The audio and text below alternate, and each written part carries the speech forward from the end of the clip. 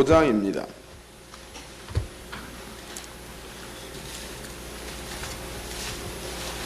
누가복음 5장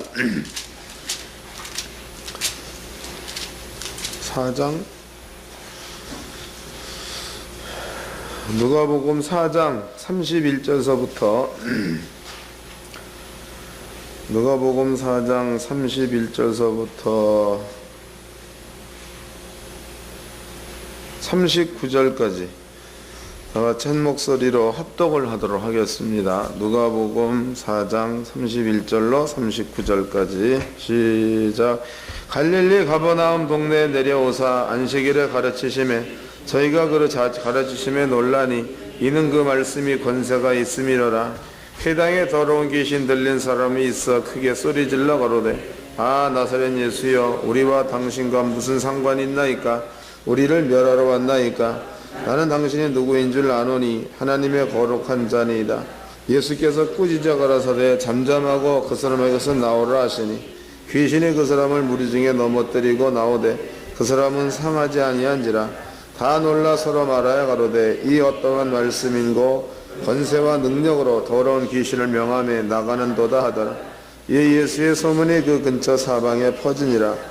예수께서 일어나 회당에서 나가사 시몬의 집에 들어가시니 시몬의 장모가 중한 열병에 붙들린지라. 사람이 저를 위하여 예수께 구하니 예수께서 가까이 서서 열병을 꾸짖으신데 병이 떠나고 여자가 곧 일어나 저희에게 수종드니라. 아멘.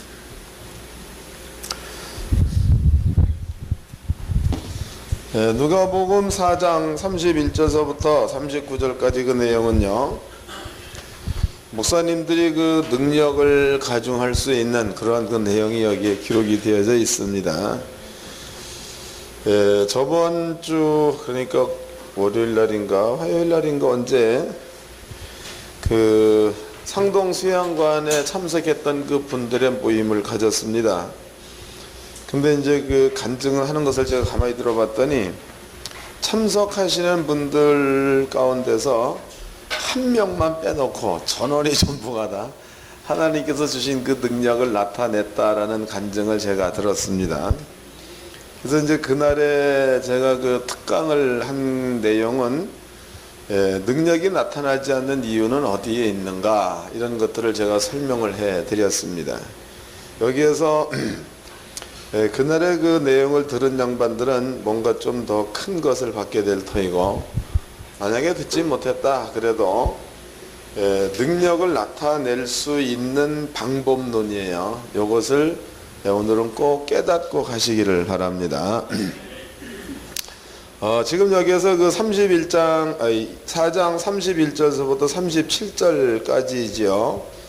여기에는 그 거라사인 지방에 귀신 들린 사람을 고치는 그러한 장면이 기록되어져 있습니다. 그 다음에 38절서부터 39절까지 내용은 베드로의 장모의 병을 고치는 그러한 장면이 여기에 기록이 되어져 있죠. 이것을 이제 이해를 하시려면은 먼저 이제 이 성경 구절을 접어 놓으시고, 이렇게 나타날 수밖에 없는 원리가 기록되어져 있는 그러한 성경을 한번 가보도록 합시다. 이건 주님께서 아주 확실하게 가르쳐 준 부분입니다. 마태복음 8장을 보겠습니다. 마태복음 8장을 펴놓으시고 제가 이제 그 설명을 조금 해드리도록 하겠습니다. 마태복음 8장의 그 내용은요, 등장인물들이 여기에는 3명, 4명이 있습니다. 하나는 백부장이 등장을 합니다. 백부장. 또 두 번째는 백부장 집에 그 하인이 등장을 하지요. 이 사람은 중풍병 걸린 그러한 사람입니다. 그 다음에 세 번째는 심부름하는 자가 등장을 하지요. 네 번째는 예수님이 등장을 합니다. 근데 여기서 그 백부장이라는 사람이 예수님 앞에 그 뭔가를 요청을 하지요. 우리 집 하인이 중풍병 걸렸나이다. 그러므로 예수님 와서 고쳐주세요 라고 얘기합니다. 그랬더니 그 예수 하시는 말씀이 가자, 내가 가서 고쳐주겠다 이렇게 얘기하죠. 그런데 백부장이 그 다음에 또 하는 얘기가 주여 당신이 우리 집에 오는 것을 나는 감당하지 못하겠나이다. 이런 말을 썼습니다. 이제 당신이 우리 집에 오는 것을 감당하지 못한다. 이런 그 이야기를 해석을 할 때에 백부장은 로마 사람들 가운데서 100명 가운데 부장이다. 그런 거로 예수님과 그 로마 사람들 그 사이에는 좋지 않은 그런 그 감정이 있기 때문에 만약에 백부장이 예수를 자기의 집으로 불러들이게 된다면 백부장의 그 정치적 생명이 끝나지 않느냐. 그래서 백부장이 예수님께서 자기 집에 오는 것을 싫어했다 혹은 숨겼다. 그러니까 마음으로는 예수를 의지하고 있으나 겉으로 나타난 그러한 모습들이 이러한 현상이기 때문에 그래서 오지 말라고 했다. 이렇게 해석하시는 분들이 많이 있습니다. 근데 그것은 제가 보는 관점에서의 그 수준은 깊이가 만약에 영적인 깊이가 이 정도라면 그렇게 해석하는 사람들의 수준은 요만큼 밖에 안 돼요. 요만큼. 그러니까 그 깊이가 발목 정도도 안 되는 그런 이야기입니다. 그러니까 그것은 지갑복음이 될 수 있는 거예요. 성경서 하고 있는 그 내용은 어떠한 내용인가 이걸 한번 우리가 살펴봐야 되겠죠. 그래서 백부장이 이런 얘기를 해. 예수님, 당신이 우리 집에 오는 것을 나는 감당하지 못하겠습니다. 이런 얘기하죠. 그 다음에 이제 쓰고 있는 말이 상당히 재미있습니다. 내 수하에 100명이 있습니다. 얘기했다. 100명.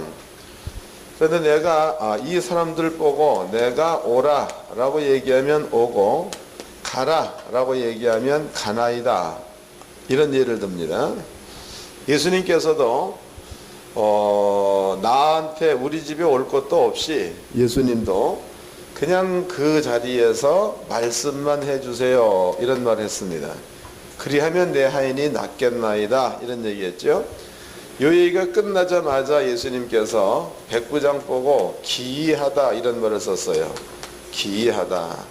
그래서 기이하다라는 그 얘기는 어느 때에 쓰여지는 말이냐? 기이하다. 그 말은 이제 그 옛날에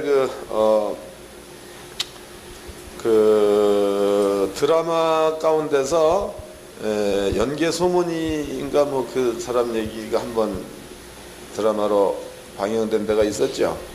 근데 거기에 태백산에 들어가면 백두산에 들어가면 거기에 도사들이 있죠. 도사. 그래서 막 그 이제 신선 같은 양반이 흰옷 입고 막 털 길고 막 그 양반은 여기에 있다가 갑자기 없어져 버리죠. 또 이제 그 여기 앉아가지고 뭐 몇천 년 후를 내다보는 이러한 굉장한 사람입니다. 이러한 그 도사들한테 쓸 적에 기이하다 이런 말을 쓸 수 있다고. 참 기이한 양반이다. 근데 예수님께서 백부장한테 기이하다 그런 말을 썼어요. 그럼 예수님께서 백부장한테 기이하다라고 말을 할 적에는 이유가 있다는 거죠. 이유.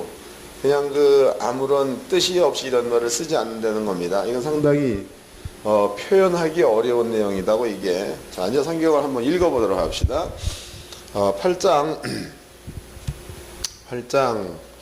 5절서부터 읽겠습니다. 예수께서 가버나움에 들어가시니 한 백부장이 나와 간구하여 가로되 주여 내 하인이 중풍병으로 집에 누워 몹시 괴로워하나이다. 가라사대 내가 가서 고쳐주리라. 백부장이 대답하여 가로되 주여 내 집에 들어오심을 나는 감당치 못하겠사오니 다만 말씀으로만 하옵소서. 그리하면 내 하인이 낫겠사옵나이다. 9절 나도 남의 수하에 있는 사람이요 내 아래도 군사가 있으니 이더러 가라 하면 가고 저더러 오라 하면 오고 내 정도로 이것을 하라 하면 하나이다. 자, 그러면 지금 백부장과 예수님의 대화는요 이러한 대화입니다. 10절 예수께서 들으시고 기이히 여겨 그랬단 말이에요. 그러니까 상당히 신비스럽게 여겼다 그런 얘기가 되겠죠. 기이히 여겨 쫓는 자들에게 이르시되 내가 진실로 내게 이르노니 이스라엘 중에 아무에게서도 이만한 뭐라는 거예요.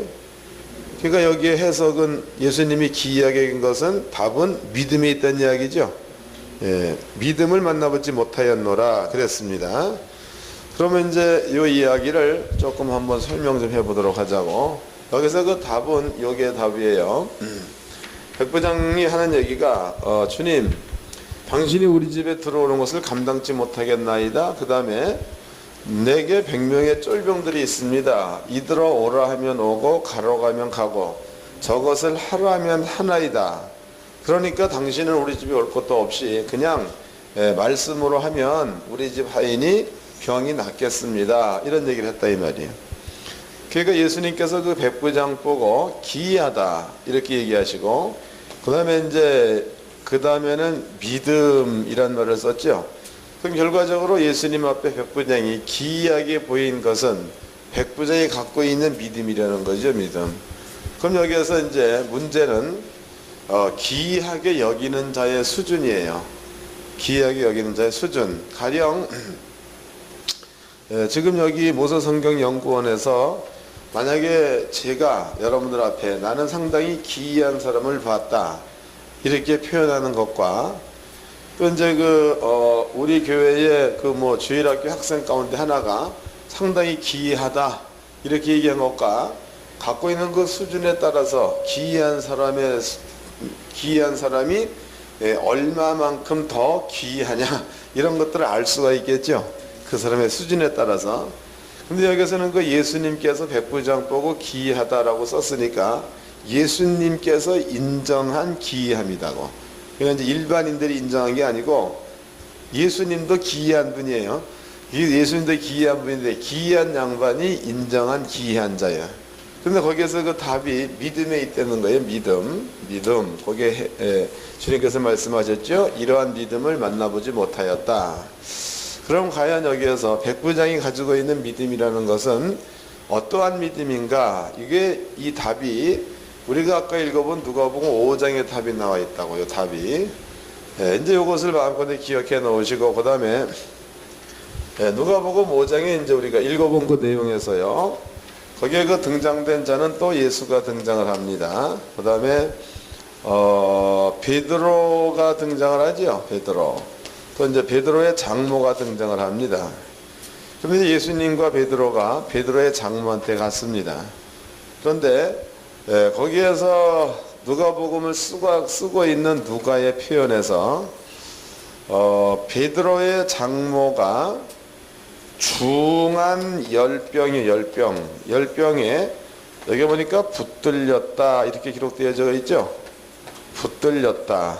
그러니까 이 말은 조금 표현 방법이 상당히 재미있는 표현이에요.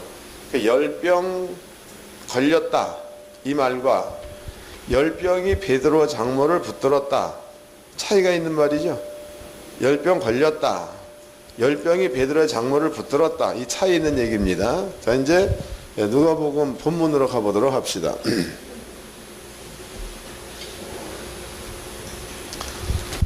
오늘 저녁 때는 목사님들이 가시면은 이 문제를 놓고 좀 기도들을 좀 깊이 하십시오.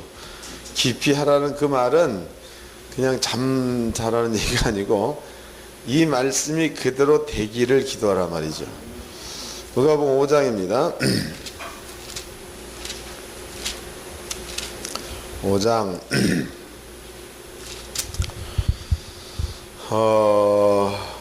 31절서부터 4장 자꾸 내가 5장 38절서부터 읽겠습니다.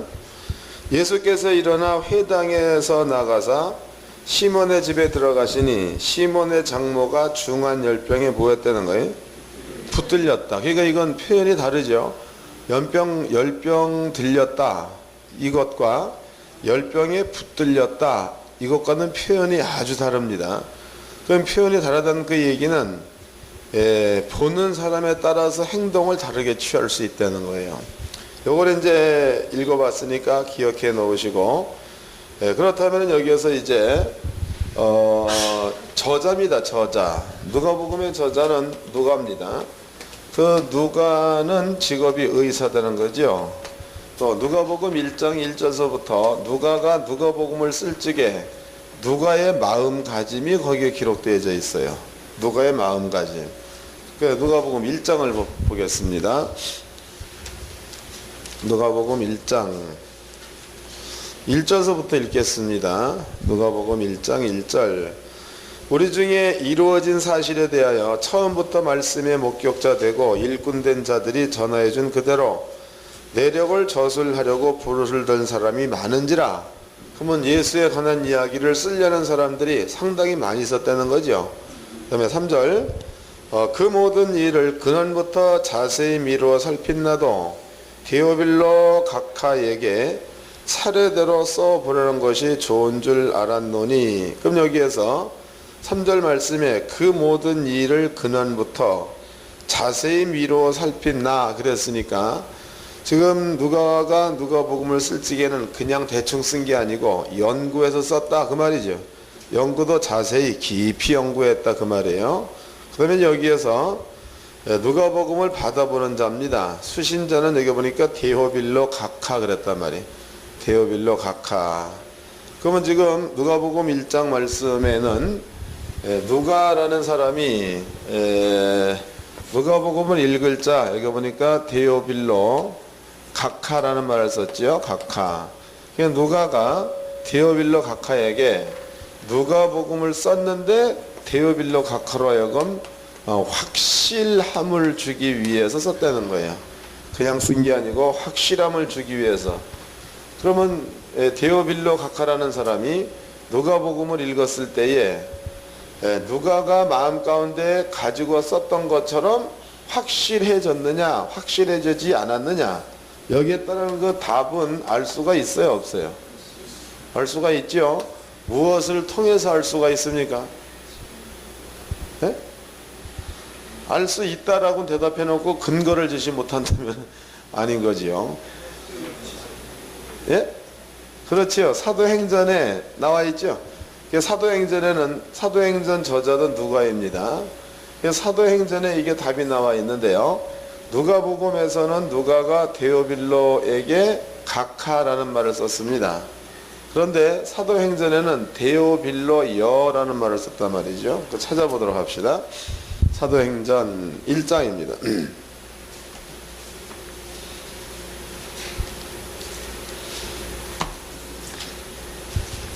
1장 1절입니다. 사도행전 1장 1절. 다 같이 한번 읽어봅시다. 시작. 데오빌로여 내가 먼저 쓴 글에는 무릇 예수의 행하시며 가르치기 시작하심부터 그랬죠. 여기 아까는 데오빌로 각하에게 이런 말을 썼는데 사도행전 1장 1절에는 데오빌로여라는 표현을 했으니까 그러면은 당시로 그 누가라는 사람은 직업이 의사요. 당시로 의사는 귀인들의 종입니다. 종. 그러니까 의사의 직분은 지금처럼 높은 직분이 아니에요. 그런데 그 종이 각하를 향하여 여자를 쓸 수 있다는 이야기는 이 각하라는 그 사람이 누가를 향하여 스승이다라고 말할 경우에는 이런 말을 쓸 수 있다는 거예요. 근데 그래서 누가복음을 쓸 적에 데오빌로 각하여 내가 이 글을 쓰는 것은 당신으로 하여금 무언가가 확실함을 주기 위해서 이 글을 씁니다. 누가복음을 다 썼습니다. 데오빌로는 그 글을 읽었겠지요. 그 다음에 이제 두 번째 누가가 사도행전을 지금 쓰고 있어요. 근데 거기 서두에 그 처음에 쓰는 말이 데오빌로여 전번에 보낸 서신에서는 이렇게 얘기했단 말이에요. 그럼 이 말은 뭔 얘기냐면 데오빌로라는 사람이 누가복음을 읽고 무언가 마음가운데 확신을 가졌다는 뜻이 되겠죠. 그러면 누가복음이라는 것은 각하한테 확신을 줘가지고 종이 각하한테 여라는 말을 쓸 수 있을 만큼 굉장한 변화를 준 글이 누가복음이라는 거예요. 감이 잡히죠? 그러면 지금 여러분들이 이제 깨달아야 될 부분에서 예수님께서 베드로와 함께 장모의 집에 들어갔을 적에 데오빌로 각하를 변화시킨 솜씨로 글을 썼는데 누가가 베드로의 장모가 중한 열병에 붙들렸다 이런 표현을 했다고. 베드로 장모가 중한 열병에 붙들렸다. 그 다음에 이제 그 뒤를 읽어보면 예수님께서 베드로의 장모의 열병을 거기에는 꾸짖다 이런 말이 기록되어져 있죠. 꾸짖다. 이건 읽어보도록 합시다. 누가복음 4장입니다.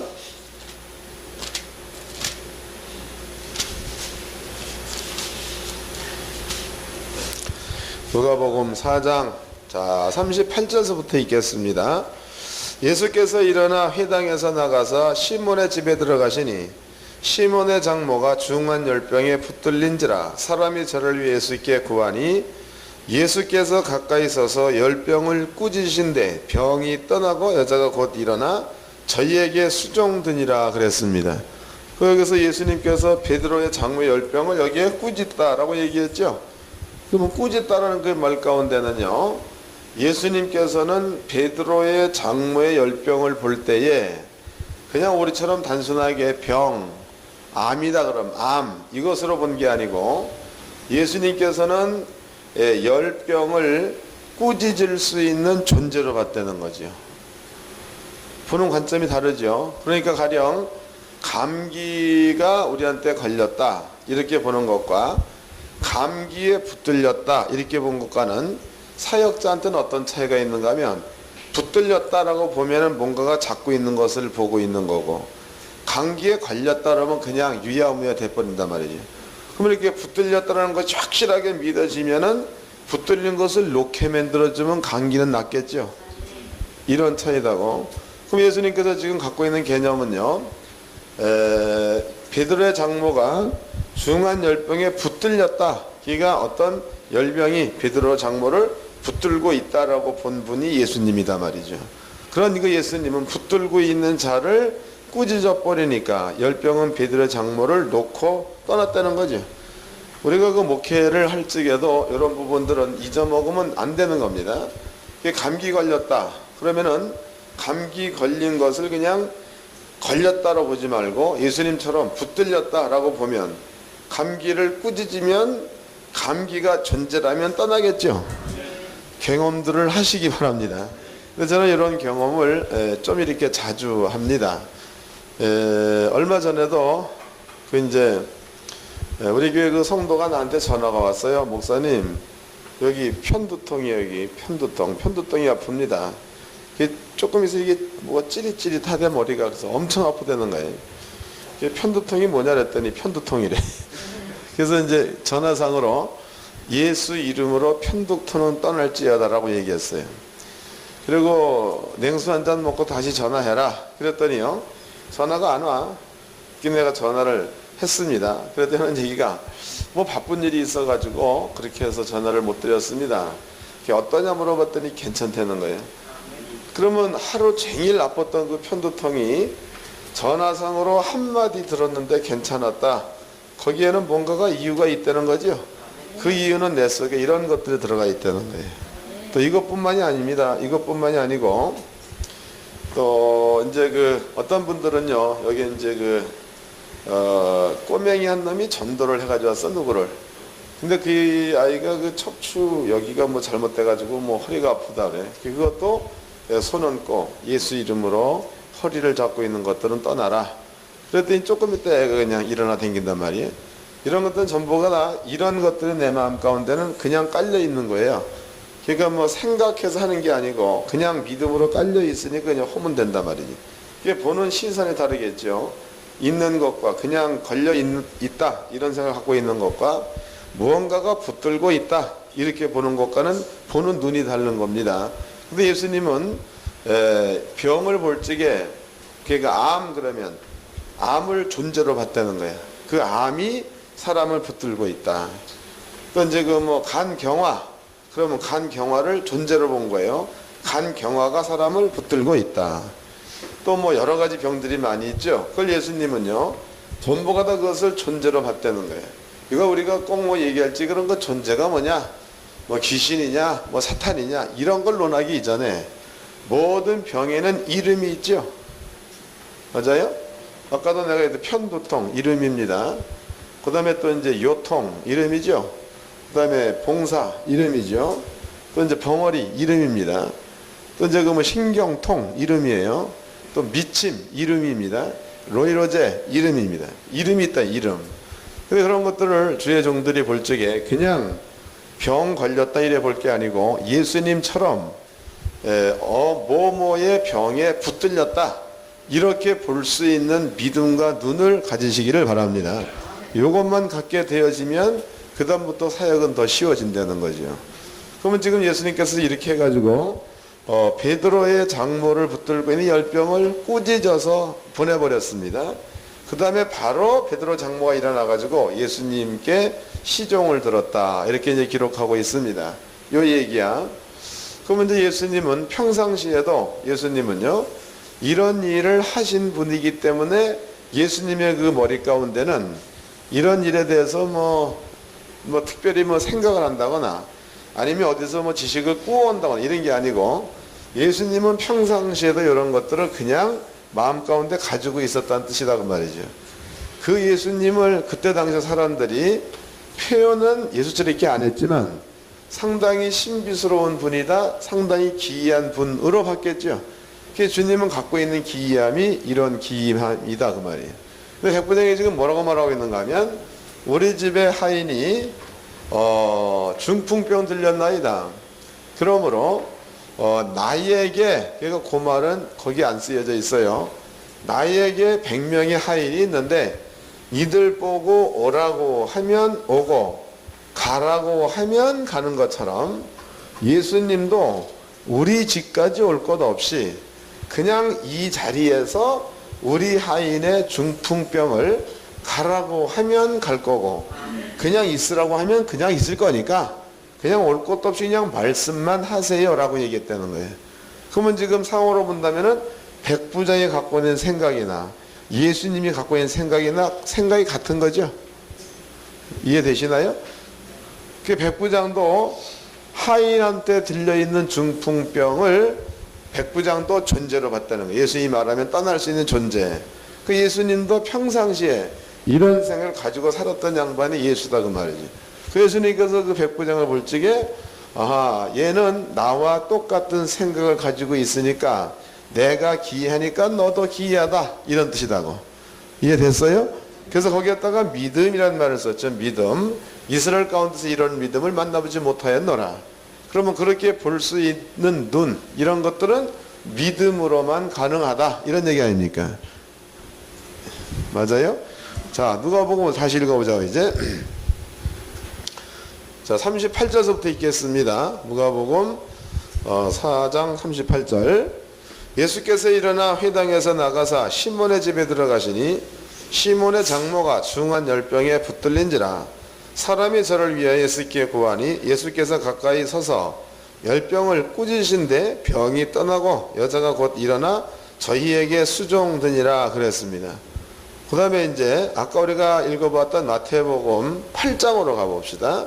거기에 이제 하고 있는 이야기들이라고 8장 5절서부터 읽겠습니다. 마태복음 8장 5절. 예수께서 가버나움에 들어가시니 한 백부장이 나와 간구하여 가로되 주여 내 하인이 중풍병으로 집에 누워 몹시 괴로워하나이다. 그 다음에 가라사대 내가 가서 고쳐주리라. 주님이 가겠다 그랬습니다. 8절. 백부장이 대답하여 가로되 주여 내 집에 들어오심을 나는 감당치 못하겠사오니 다만 말씀으로만 하옵소서. 그리하면 내 하인이 낫겠삼나이다 그랬단 말이에요. 그럼 여기서 지금 9절이에요. 나도 남의 수하에 있는 사람이요 내 아래도 군사가 있으니 이더러 가라 하면 가고 저더러 오라 하면 오고 내 정도로 이것을 하라 하면 하나이다 그랬죠. 그럼 백부장의 마음 가운데 가지고 있는 것은 내 종이 내 말을 들어서 가고 오고 하는 것처럼 우리 집에 있는 하인이 중풍병에 걸렸는데 그 중풍병은 예수님께서 가라고 하면 가고 오라고 하면 오는 존재입니다. 이런 고백이 되겠죠. 그 다음에 또 읽겠습니다. 10절. 예수께서 들으시고 기이 여겨 쫓는 자들에게 이르시되 내가 진실로 너에게 이르노니 이스라엘 중 아무에게도 이만한 믿음을 만나보지 못하였노라. 그러니까 그런 것들은 믿음으로만 가능하다는 거죠. 이해가 되실 줄로 믿습니다. 그러니까 지금 여기에서 분별을 분명히 해드렸어요. 사람이 이렇게 있습니다. 이 사람이 감기 걸렸어. 감기. 근데 일반 사람들은 감기 걸렸다 이렇게 표현한다면 예수님이나 백부장은 감기에 붙들렸다 라고는 생각을 갖다고 봐야 되겠죠. 붙들리다. 그러면 주님이 이런 생각을 가지고 있고 또 자기와 같은 생각을 가진 백부장을 향하여 예수께서 기이하다 이런 말을 쓴 것 같으면 우리도 기이한 자가 되려면 개념을 갖되 이런 개념을 갖게 되어지면 우리도 예수님께로부터 인정받는 그런 그 믿음 있는 자가 될 줄로 믿습니다. 이것은 매우 쉬운 일이죠. 근데 이런 것들은 붙들렸느냐 걸렸느냐 이런 것들은 믿음으로만 볼 수 있다는 거예요. 믿음으로. 그럼 이런 것들은 평상시에도 우리는 그 목회를 하는 분들이니까 평상시도 이런 부분들은 평상시도 훈련을 좀 해야 되겠죠. 성도들이 왔다. 예전에는 걸린 걸로 온 거야. 근데 이런 말씀을 깨닫고 나니까 골 아픈 데 왔다 그러면 뭐야? 붙들린 걸로 왔다고 봐야 되겠죠. 그래서 이 말씀대로 예수 이름으로 골 아픈 것은 나가라. 그 얘기해 버리면 떠난다는 거예요. 이름들이 다 있으니까. 자, 그 다음에 이제 심부름하는 자입니다. 심부름하는 자. 그 뒤에를 또 읽어보도록 하겠습니다. 10절. 예수께서 들으시고 기이 여겨 쫓는 자들에게 이르시되 내가 진실로 내게 이르노니 이스라엘 중 아무에게도 이만한 믿음을 만나보지 못하였노라. 또 너에게 이르노니 동서로부터 많은 사람이 이르러 아브라함과 이삭과 야곱과 함께 천국에 앉으려니와 나라의 본 자손들은 바깥 어두운 데 쫓겨나 거기서 울며 이를 갈미 있으리라. 그럼 여기서 백부장은 이방인입니다. 이런 믿음을 가진 자들은 뭐예요? 아버지 앞에 앉겠지만 그렇지 못한 자들은 별 볼 일 없다는 뜻이죠. 뭔가가 아버지 앞에 쓸만한 그런 믿음들을 스스로 준비하시기를 바랍니다. 14절입니다. 13절 예수께서 백부장에게 이르시되 가라 내 믿은 대로 될지어다. 근데 백부장의 믿음이 뭔지 아시겠죠? 그 다음에 하시니 그 시로 그 하인이 나으니라. 예수께서 베드로의 집에 들어가서 그의 장모가 열병으로 앓아누운 것을 보시고 그 뒤에 이제 베드로의 장모 얘기가 나온다 이 말이에요. 이제 그 다른 성경을 보게 되어지면 이 백부장의 하인이 낫게 된 그 시기를 물어보니까 예수가 말을 했을 때 그 말이 떨어진 그 시와 동일한 시간에 병은 낫다 이렇게 설명되어져 있는 데도 있습니다. 그렇다면 우리는 이제 한 가지를 깨달았습니다. 백부장의 그 믿음이 병입니다. 병을 보고 주님께서 말하면 갈 수도 있고 주님께서 그냥 있으라고 얘기하면 그냥 있을 수도 있는 게 병이다. 이런 것들을 이제 성경을 통해서 알았습니다. 또 예수님께서는 실제로 그런 질병을 존재로 봤다는 거 이것도 성경을 통해서 알았습니다. 이걸 이제 마음 가운데 기억을 해 놓으십시오. 그 다음에 이제 누가복음 읽어봤더니 그 뒤에 주님이 하고 있는 그 말을 사람들이 평했습니다. 주님이 하고 있는 그 말을 평가를 했습니다. 자, 이제 누가복음 본문으로 가봅시다. 누가복음 본문 36절서부터 읽겠습니다. 36절 누가복음 4장 36절 다 놀라서 서로 말하여 가로되 이 어떠한 말씀인고 권세와 능력으로 더러운 귀신을 명하며 나가는 도다 하더라 그랬단 말이에요. 그럼 주님의 말에는 뭐가 있다는 뜻입니까? 권세와 능력이 있다 이런 얘기가 되겠죠. 주님의 말에는 권세와 능력이 있다는 거예요. 여기에서 또 목사님들이 한 가지를 짚고 넘어가야 될 부분이 있습니다. 이것은 제가 그 목회를 쭉 해오면서 꽤 여러 번 겪었던 그런 내용들이고 지금도 겪고 있습니다. 지금도. 근데 이 부분들을 목사님들이 이해를 진짜로 잘해야 돼. 이건 영적인 얘기니까 이해 못하면 또 안 되는 거예요. 성경에 미디암이 있습니다. 미디암. 또 성경엔 모세도 있습니다. 그런데 하나님께서 미디암을 선지자로 여겼습니다. 또 하나님께서 미디암이 선지자인데 그 선지자 미디암을 만날 적에는 성경에 꿈으로 만났다. 그 다음에 이상으로 만났다. 이렇게 기록하고 있죠. 또 이제 모세입니다. 그 모세와 만날 적에는 명백히 만났다 이렇게 이제 기록하고 있죠. 명백히 만났다. 이 얘기는 출애굽기 민수기 12장에 나오는 이야기입니다. 그럼 여기에서 선지자에게는 꿈과 이상으로 만났으나 모세와는 명백히 만났다 이런 얘기를 합니다. 이것을 한번 우리가 이해를 한번 잘 좀 해보자고. 여기에도 큰 능력이 숨어 있습니다. 그렇다면은 꿈이다, 이상이다 이런 것들은요 해석상 오류가 있을 수가 있습니다. 꿈이나 이상은 해석상 오류가 있을 수가 있습니다. 가령 그 얘기가 무슨 얘기인가 하면 만약에 이제 그 어떤 사람이 잠에 자다가 꿈 혹은 환상을 봤는데요, 무덤을 봤어. 무덤을 딱 봤습니다. 근데 여기서 A라는 사람은 그 꿈을 해석을 할 적에 이건 아무리 봐도 당신이 죽은 것을 본 거니까 하나님 말씀 안에서 이제는 부활만 남았다, 앞길이 열릴 거다. 또 어떤 사람은 딱 볼 적에 당신은 무덤을 봤으니까 무덤은 저주이기 때문에 가면 갈수록 어려운 일들이 생길 거다. 그러므로 감사항금을 100만 원만 해야 되겠다. 이런 얘기 했다고 쳐보자. 그럼 꿈은 한 건인데 해석은 영 딴판이죠. 꿈은 한 건인데 이것처럼 꿈과 이상은 확실하지 않다는 겁니다. 이건요. 그런데 모세와는 명백하게, 이 얘기는 이런 그 궁금증을 남기지 않고 정확하게 확실하게 이렇게 만났다, 이렇게 하나님께서 말씀을 하셨다 이 말이. 그런 것들이 오늘날 우리와는 어떠한 관계성이 있는가? 우리와 관계입니다. 가령 이제 밤에 기도랍니다. 기도를 쭉 했는데 하나님께서 앞길을 가르쳐 주는데 이상으로 가르쳐 줬습니다. 그 이상이 만약에 하나님께서 가르쳐 준 대로 정확히 해석을 해서 그대로 간다면 이상이 없겠지만, 근데 만약 그 양반이 그 이상을 잘못 풀었어. 그래서 딴 길로 갔다. 그러면 이상이 생겨버리겠죠. 맞는 거예요? 꿈도 마찬가지입니다. 그런데 성경에는 뭐라고 나와 있는가 하면 하나님의 말이요. 하나님의 말. 그 하나님의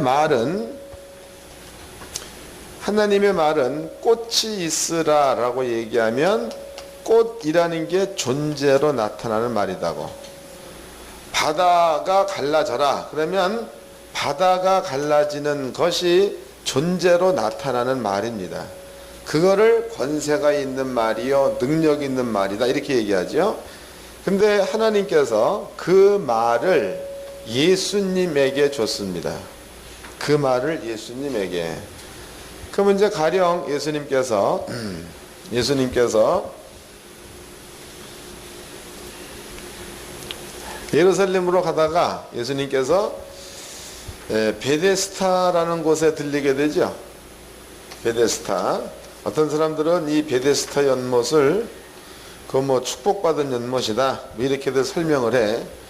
그런데 그렇게 보는 양반도 수준이 어린아이 수준이. 베데스다 연못은 잘못하면 이것은 축복받은 연못이라고 볼 수 없는 거예요. 왜냐하면 물이 이렇게 있죠. 물이 있는데 환자들이 이렇게 많이 있네요. 환자들이 있다 이 말이에요. 근데 물이 동할 적에 가장 먼저 뛰어드는 사람만 구원받는 거예요. 고침받는다 이 말이에요. 근데 그 베데스다 연못 주변에 보니까 38년 된 환자가 누워있는 것 보니까 그 같은 사람들이 많이 있다는 뜻이 되겠죠. 많이. 그러니까 38년 된 환자가 주님께 하는 얘기가 나를 물에다가 던져줄 사람이 없어서 이러고 있나 이랬단 말이지. 그럼 만약에 이제 여기에서 한 50명의 환자가 물이 동하는 것을 봄과 동시에 뛰어들었다고 쳐보자고. 다 뛰어들었습니다. 그러면은 달리기 하는 것도 4명이 출발을 했으면 분명히 1, 2, 3, 4등이 가려지죠. 이런 것처럼 물에 50명이 똑같이 뛰어들었다 해도 가장 먼저 빠진 사람이 있을 거네. 그럼 이 사람은 구원을 받겠죠. 근데 만약에 안진뱅이가 뛰어들었다. 수영하려나? 또 여기에 38년 된 환자가 여기 떨어졌다. 수영하겠습니까? 그럼 나머지 그러한 중병에 걸린 사람들에게 뛰어들었다 그러면 한 사람을 제외한 나머지는 어떻게 됐겠어요? 나는 모르거니와 빠져본 사람들은 알 줄로 압니다. 그러니까 잘못하면 우리는요, 이 베스트 연못을 한 축복받은 그런 연못을 얘기하는데 잘못 얘기하는 거예요. 예수님께서 이제 예루살렘으로 가다가 베데스다로다가 들어갔습니다. 연못으로 들어갔습니다. 거기서 이제 38년 된 그 환자를 예수님이 고쳐주고 있죠. 그럼 여기서 우리가 한번 생각해 보도록 하자고. 그럼 분명히 예수님께서 가는 길은 예루살렘입니다. 근데 가다가 베데스다로 가버렸어요. 거기에서 38년 된 환자를 주님께서 고쳐줬다 이 말이에요. 그럼 여기에서 예수님께서 그러면은 가다가 하나님께서 너는 베데스다로 가라 그래서 갔을 것 같습니까? 아니면 가다가 그냥 예수님 마음대로 베데스다로 간 거예요? 어떤 게 맞는 것 같아요? 잘 모르겠죠? 저도 잘 모르겠습니다. 한 가지는 또 예를 또 한번 이거 들어보자고.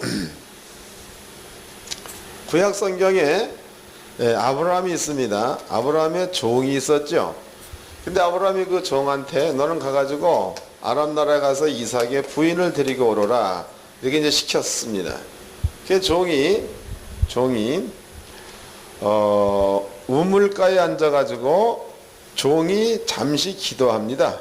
하나님, 여기에 그 여자가 물을 기르러 왔을 적에 그럴 적에 내가 물을 달라고 하겠습니다. 그럴 때에 나한테 물을 주고 그 다음에 내가 끌고 온 약대에게도 물을 먹인다면 나는 그 여자를 이삭의 부인으로다가 인정을 하겠습니다. 이렇게 기도를 했어요. 그럼 여기서 이 종이라는 사람은요, 아브라함과 대화를 나눌 때에 한도뼈 밑에 손을 얹고 축복을 받을 때에 이때에 이 생각을 했겠어요? 우물가에 가서 이 생각했겠어요? 한 가지 또 예를 들어보자고. 그러니까 결정은 목사님들 내리세요. 야곱이 부엘세바를 떠나가지고 외삼촌 집에를 갑니다. 근데 거기에서 품삯을 결정할 적에 그럴 적에 얼룩얼룩한 것, 검정색 나는 것은 다 가져가세요. 그리고 나는 얼룩얼룩한 것, 검정무늬 나는 것을 이때부터 나면 이것을 내 소유로 하겠습니다. 이렇게 얘기를 했죠. 그 다음에 이제 살구나무, 신풍나무, 버드나무를 갖다 놓고 이거를 보고 교배를 시키면 검정무늬 있는 것, 얼룩얼룩한 것이 날 거다라는 생각을 가졌습니다. 그럼 야곱이 이 생각을 부엘세바에서부터 했겠습니까? 아람 나라 라반의 집에서 했겠습니까? 그러죠? 이해가 되는 겁니까? 또 한 가지, 그러면 이 생각은 하나님께서 야곱의 꿈에 보여준 겁니까? 아니면 야곱의 생각을 하나님이 이룬 겁니까? 또 여기에서도 마찬가지, 여기에서도 종이 여기서 이런 계획을 세웠을 적에 하나님께서 보여줘가지고 세운 계획입니까? 종의 생각을 하나님이 이룬 겁니까? 그렇죠? 하나님을 이상스러운 하나님으로 만들지 말라 이 말이에요. 네? 지금 여기서 세 가지 예를 들었습니다. 예수님도 마찬가지입니다. 가다가 예루살렘으로 가다가 그냥 베데스다 가고 싶어서 간 거죠. 거기서 환자가 있으니 고쳐준 거예요. 그 외에는 없다 이 말이에요. 또 딴 것도 마찬가지예요. 예수님께서 가다가 내가 좀 이렇게 기도 좀 해야 되겠다 기도하고 가다 이게 이렇게 파도가 많이 치죠. 내가 물 위를 걸어가야 되겠다 이렇게 돼가지고 걸어가고 이렇게 되고 고기도 이런 거지. 이거를 매번마다 예수가 기도해가지고 꿈으로 환상으로 보여주어서 그 일을 한 게 아니라는 겁니다. 그래서 주님께서 하시는 일, 그런 일들은 하나님께서 맡겨준 사역을 감당하는 것, 십자가에 죽는 겁니다. 이것은 아버지가 창세 전서부터 세워놓은 뜻이기 때문에 이것은 예수님이 거슬리면 안 되는 거예요. 근데 주님의 목적지는 십자가가 목적지지요. 십자가가 목적지인데 십자가까지 가면서 여기서 돌이 나오면 피해갈 수도 있고, 이건 예수님 마음이라는 거예요. 이거를 파내고 갈 수도 있고, 이게 예수님 마음이라는 거예요. 또 하다가 우물이 있다, 그럼 이것을 메우고 가든지 아니면 우물을 더 좋게 만들고, 이건 예수님 마음이라는 거예요. 그래서 주님은 십자가까지만 가면 된다는 거죠. 그 요 안에서 일어난 모든 일들은, 이것은 예수님께서 그때그때 생각해서 생각해낸 일들이죠. 이 일들을 예수님께서는 그런 모든 일들을 존재화시키면서 십자가까지 갔다는 거예요. 이해가 되시죠? 그러니까 이 얘기를 이제 하나님의 말에다가 비유를 해봅시다. 그럼 아버지의 말은 꽃이 있으라, 그건 아버지의 생각이에요. 그 생각이 조금 있다가 꽃이라는 존재를 만들어냈다는 거죠. 창조다고도 얘기하죠. 또 이제 그 다음에 아버지께서 바다 갈라져라, 조금 있다가 바다 갈라졌습니다. 아버지의 생각이에요. 그럼 아버지의 말은 이러한 그 능력이 있는데, 아버지가 갖고 있는 그 마음이야. 그 마음 먹은 대로 현실화되어 나타나는 게 권세 있는 말이다, 그 말이죠. 그럼 아버지께서 그 말을 예수님에게 주었습니다. 그리고 예수님께서도 하시는 일들을 가만히 보니까 당신의 마음 가운데 생각한 대로 말하니까 그 생각하고 말한 대로 상황이 전개되고 있죠. 맞아요? 그런데 예수님께서 요 말을 또 우리한테 줬다는 거예요. 요 말을 예수님은 갖고 있는 게 아니고 우리에게 줬다는 거예요. 찾아보도록 합시다. 요한복음 17장입니다.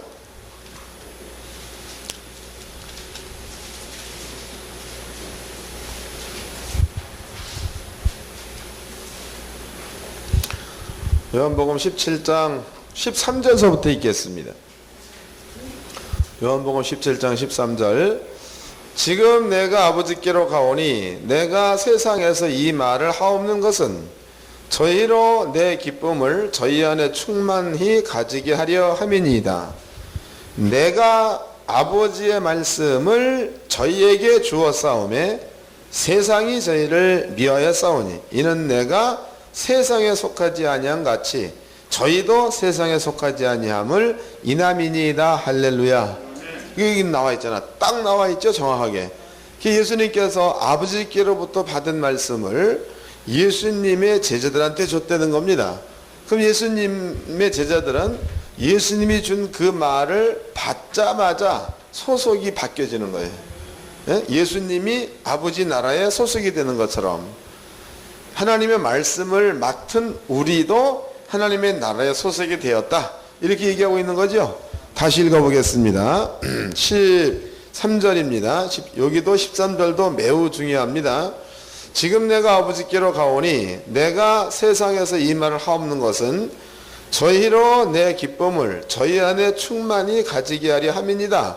이렇게 말하는 것은 저희들한테 기쁨을 주기 위해서 이 말을 했다, 이런 얘기입니다.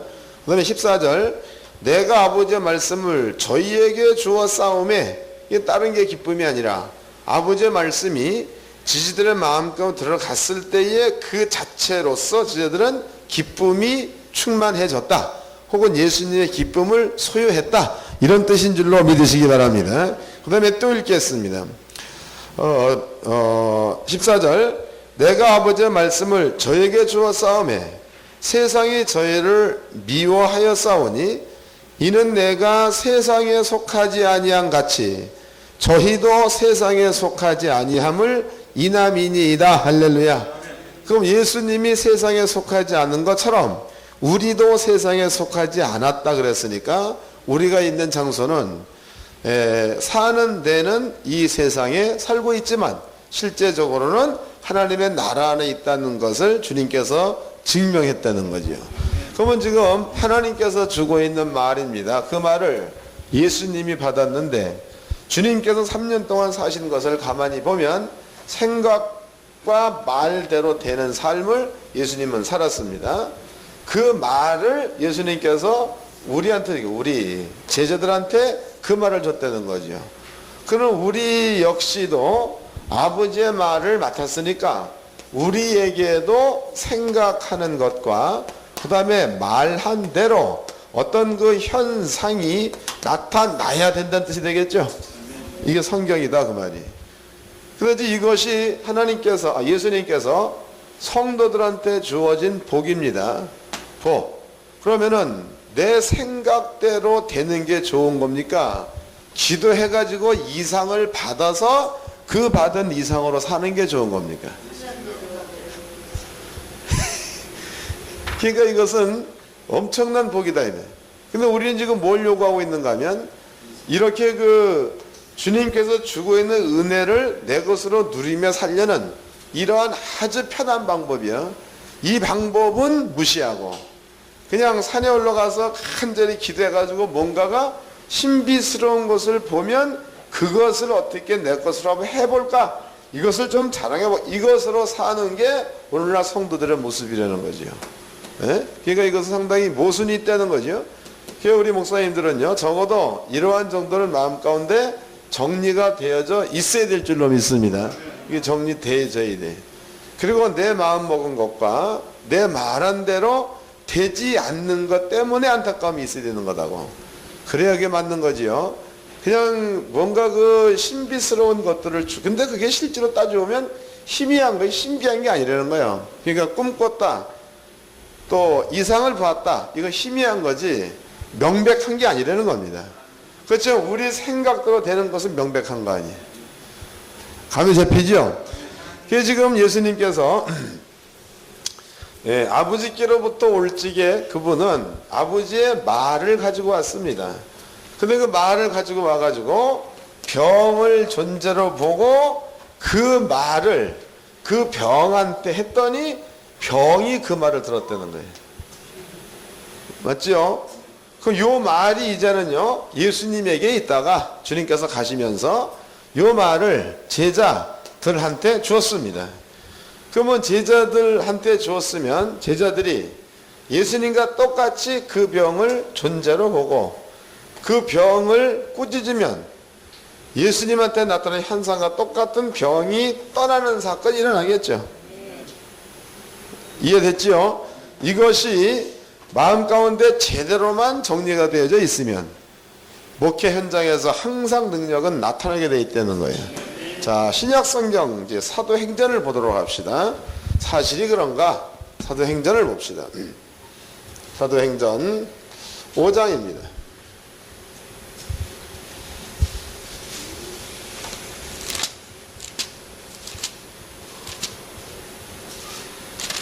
(5장) 이건 우리가 너무나 잘 알고 있는 내용이에요. 5장 1절서부터 읽겠습니다.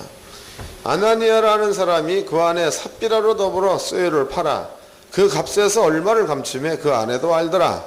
얼마를 가져다가 사도들의 발 앞에 두니 베드로가 가로되 아나니아야 어찌하여 사단이 내 마음에 가득하여 내가 성령을 속이고 땅값 얼마를 감추었느냐. 땅이 그대로 있을 때에는 내 땅이 아니며 판 후에도 내 임의로 할 수 없더냐. 어찌하여 이 일을 마음에 두었느냐. 사람에게 거짓말하는 것이 아니요 하나님께로다. 아나니아가 이 말을 듣고 엎드려져 혼이 떠나니 그 일을 듣는 사람이 다 크게 두려워하더라. 이랬단 말이에요.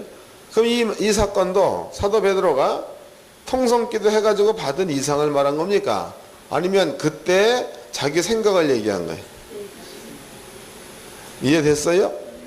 그 다음에 또 읽어보겠습니다. 이건 이제 예언한 이야기야. 17절 3시간쯤 지나 그 아내가 그 생긴 일을 알지 못하고 들어오니 베드로가 가로되 그 땅 판값이 이것뿐이냐 내게 말하라 하니 가로되 이것뿐이로라. 베드로가 가로되 너희가 어찌하여 꾀하여 죄형을 시험하려 하느냐. 보라 내 남편을 장사하고 오는 사람들의 발이 문 앞에 이르렀으니 또 너를 메어 내 가리라 한데 그랬단 말이에요.